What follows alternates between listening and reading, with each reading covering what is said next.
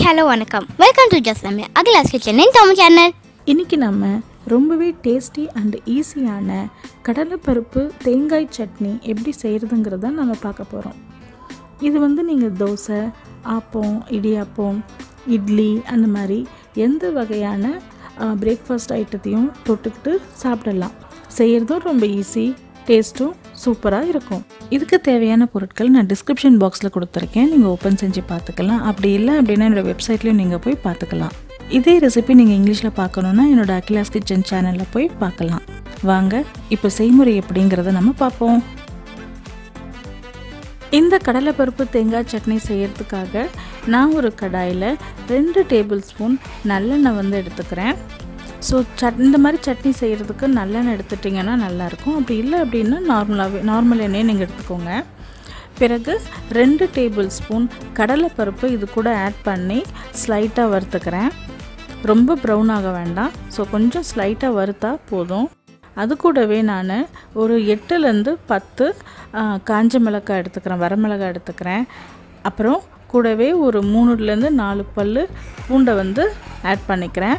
So இந்த பருப்பு, மிளகாய், அதுக்கப்புறம் பூண்டெல்லாம் வந்து நம்ம ஒரு 3 to 4 மினிட்ஸு ஒரு மீடியம் ஃப்ளேம்லேயே வருங்க. அப்படி இல்லைன்னா லோ டு மீடியம் ஃப்ளேமில் வச்சு வருங்க. ஏன்னா வந்து பருப்பு வந்து ரொம்ப ப்ரௌன் ஆகக்கூடாது, அதே மாதிரி மிளகாவும் ரொம்ப ப்ரௌன் ஆகக்கூடாது. அந்த மாதிரி இருந்தால் நல்லா இருக்காது, ரொம்ப கருப்பு கலரில் வர மாதிரி ஆகிடும் நீங்கள் வந்து சட்னி அரைக்கும் போது.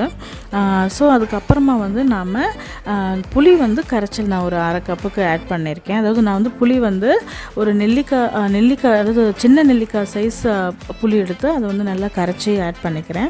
இதை நான் ஏன் பண்ணுறேன் அப்படின்னா, சில டைம்ஸ் வந்து புளி நம்ம போட்டு வதக்கிட்டு டைரெக்டாக ஆட் பண்ணோம் அப்படின்னா சில டைம்ஸ் அரைப்படாமல் இருக்கும்.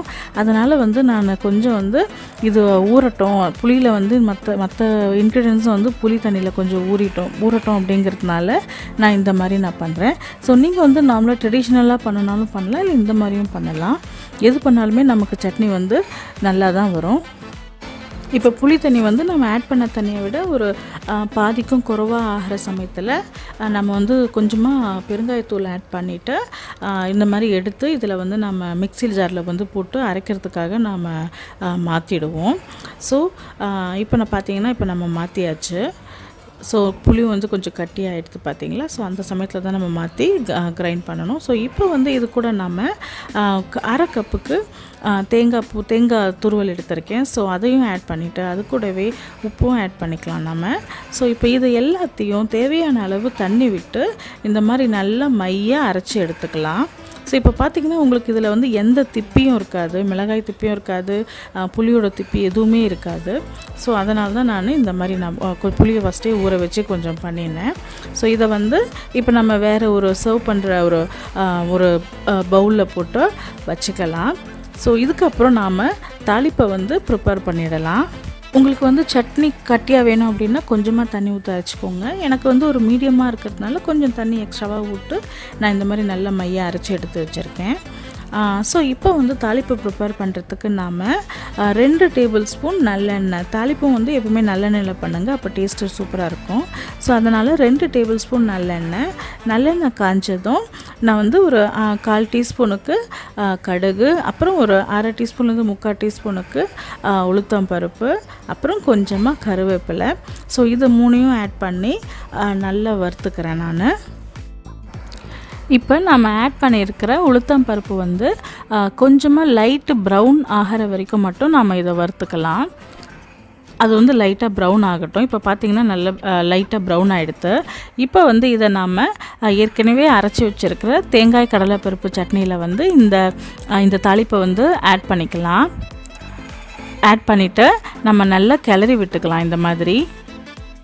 அவ்வளோதான், நம்முடைய சூப்பரான கடலைப்பருப்பு தேங்காய் சட்னி ரெடி ஆகிடுச்சு. இதை வந்து நாம் தோசை, இட்லி, ஊத்தப்பம், சப்பாத்தி அந்த மாதிரி எந்த வகையான பிரேக்ஃபாஸ்ட் ஐட்டத்துக்கும் இதை தொட்டுக்கிட்டு சாப்பிட்டா சூப்பராக இருக்கும். வெங்காயம், தக்காளி எதுவும் இல்லாமல் ஒரு சூப்பரான கடலைப்பருப்பு சட்னி ரெடி ஆகிடுச்சு. நீங்களும் இந்த ரெசிபியை செஞ்சு பாருங்கள். செஞ்சு பார்த்துட்டு எப்படி வந்ததுன்னு எனக்கு கமெண்ட் பண்ணுங்கள். இந்த வீடியோ உங்களுக்கு பிடிச்சிருந்ததுன்னா லைக் பண்ணுங்கள், ஷேர் பண்ணுங்கள் மற்றும் சப்ஸ்கிரைப் பண்ணுங்கள். அதே மாதிரி என்னுடைய வீடியோஸ் உங்களுக்கு நோட்டிஃபிகேஷனில் வரணும் அப்படின்னா பெல் ஐக்கானை கிளிக் பண்ணிக்கோங்க. மீண்டும் வேறொரு புதிய வீடியோவுடன் உங்களை நான் சந்திக்கிறேன். அதுவரை வீடியோ பார்த்ததுக்கு மிக்க நன்றி.